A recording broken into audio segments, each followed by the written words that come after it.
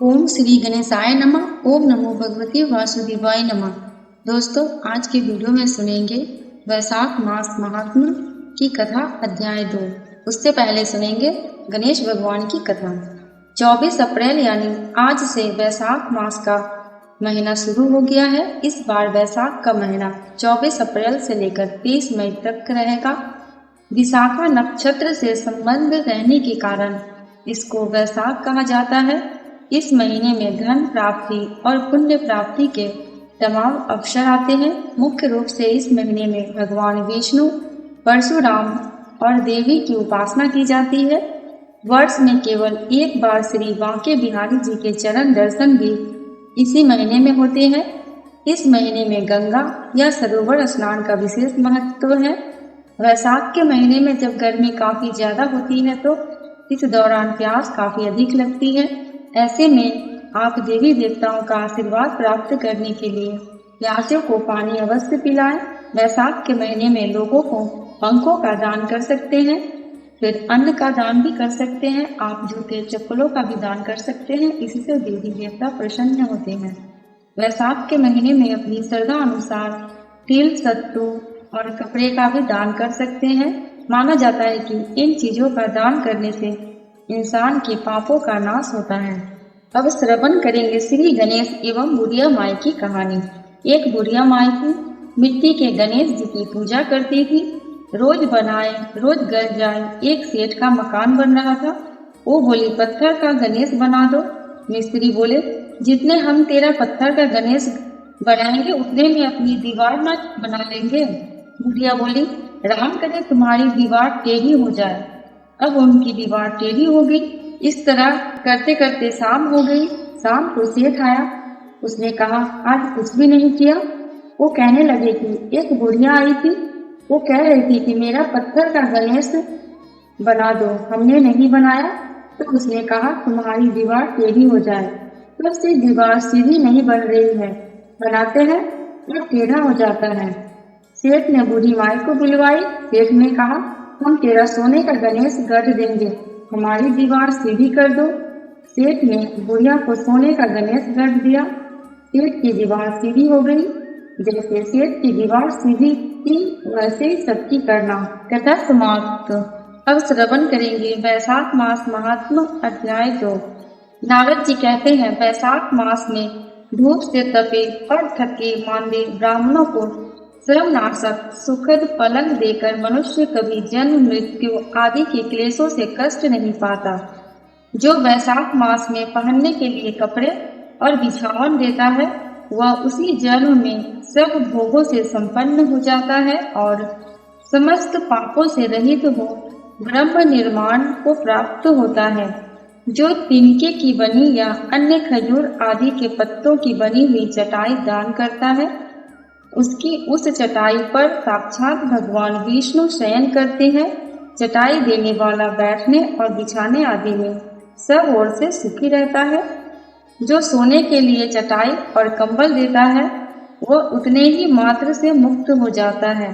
निद्रा से दुख का नाश होता है, निद्रा से थकावट दूर होती है और वह निद्रा चटाई पर सोने वाले को सुख पूर्वक आ जाती है।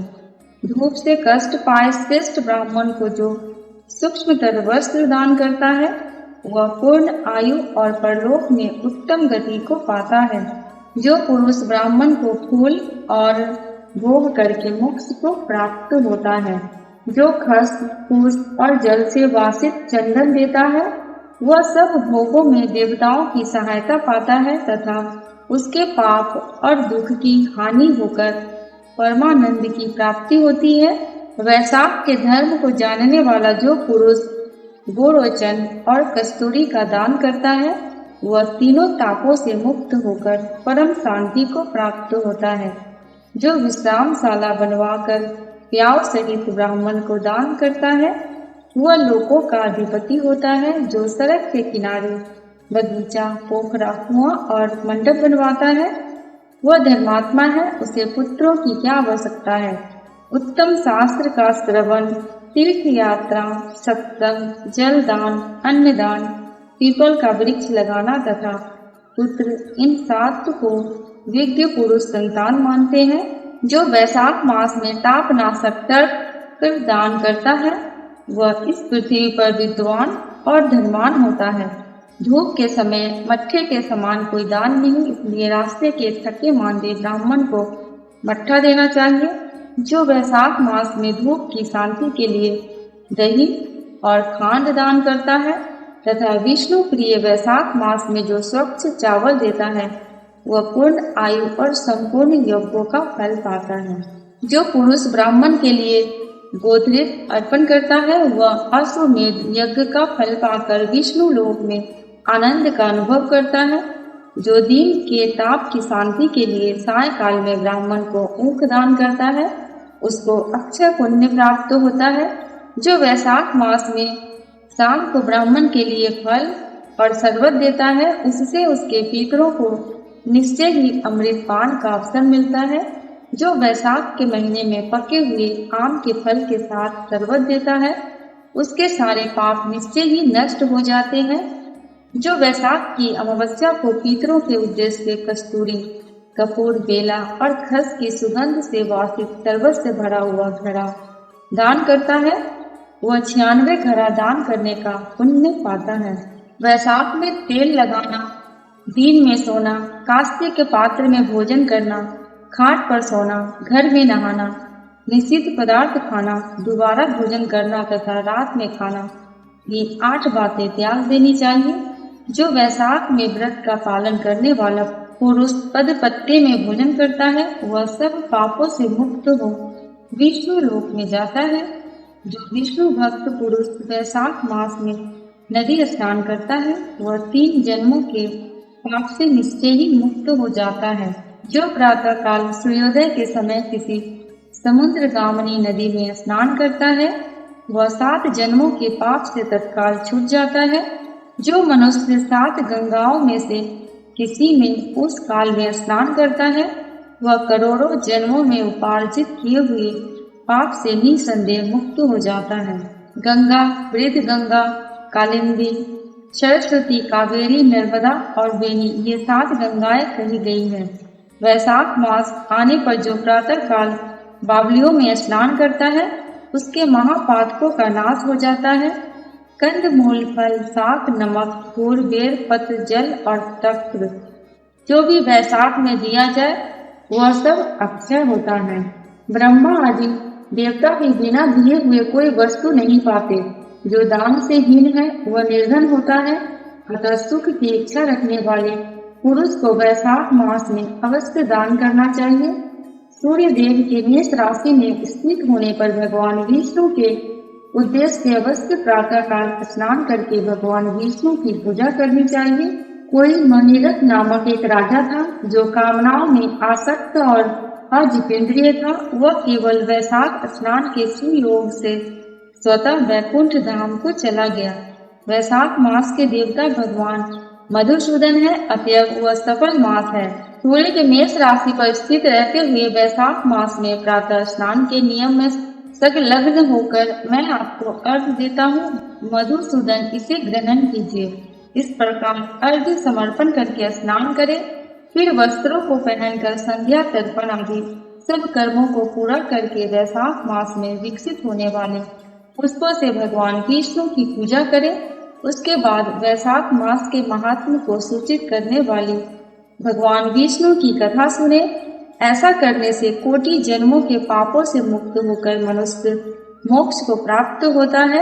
यह शरीर अपने अधीन है, जल भी अपने अधीन ही है, साथ ही अपने जिह्वा भी अपने वश में है। अतः इस स्वाधीन शरीर से स्वाधीन जल में स्नान करके स्वाधीन जिह्वा से हरि इन 2 अक्षरों का उच्चारण करें। जो वैशाख मास में तुलसी दल से भगवान विष्णु की पूजा करता है वह विष्णु की सायुज्य मुक्ति को पाता है। अतः अनेक प्रकार के भक्ति मार्ग से तथा भांति भांति के व्रतों द्वारा भगवान विष्णु की सेवा तथा उनके सगुण या निर्गुण स्वरूप का अनन्य चित्त से ध्यान करना चाहिए। वैशाख मास महात्म्य की कथा बस यहीं तक। आगे की कथा दूसरी वीडियो में सुनेंगे। अब श्रवण करेंगे श्री हरि विष्णु के सच्चे भक्त की कथा। एक बार एक सीधा साधा अनपढ़ गंवार किसान था।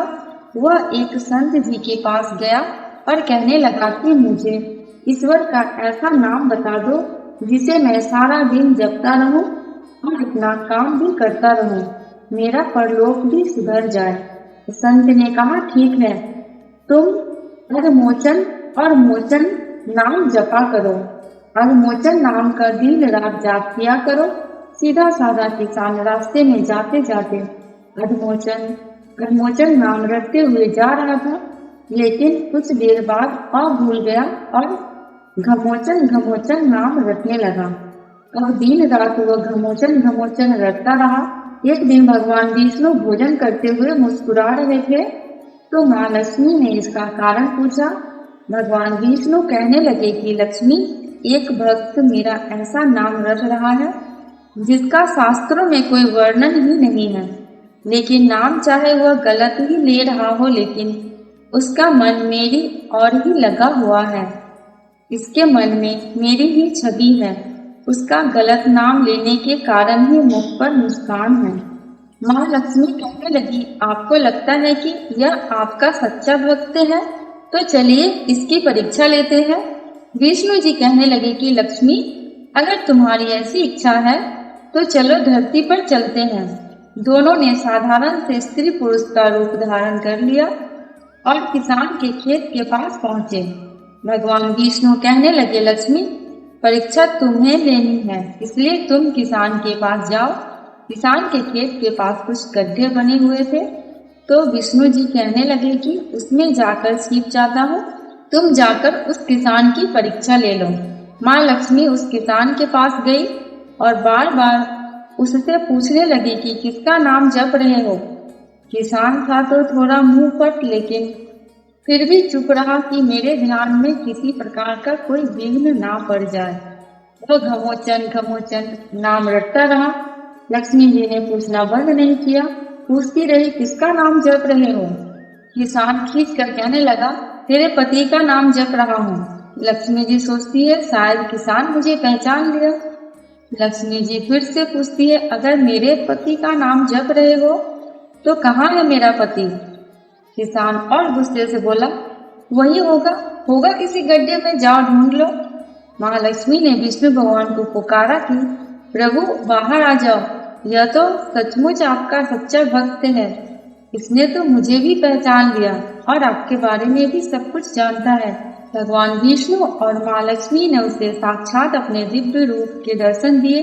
भगवान तो भाव के भूखे हैं। निश्चल भाव और सच्चे मन से भगवान को जपते हैं तो ऐसे भक्तों से जल्द प्रसन्न हो जाते हैं। कथा समाप्त। दोस्तों, कमेंट बॉक्स में भगवान विष्णु एवं माता लक्ष्मी की जयकारा लगाना बिल्कुल भी मत भूलना। आपको मेरे चैनल पे व्रत त्योहारों की जानकारियाँ एवं उनसे जुड़ी कथा कहानियाँ मिलती रहेंगी। अगर आपको ये वीडियो थोड़ी सी भी अच्छी लगी हो तो प्लीज़ मेरे चैनल को सब्सक्राइब करके मेरे वीडियो को लाइक एंड शेयर कर देना। अंत तक वीडियो में बने रहने के लिए आपका दिल से बहुत बहुत शुक्रिया।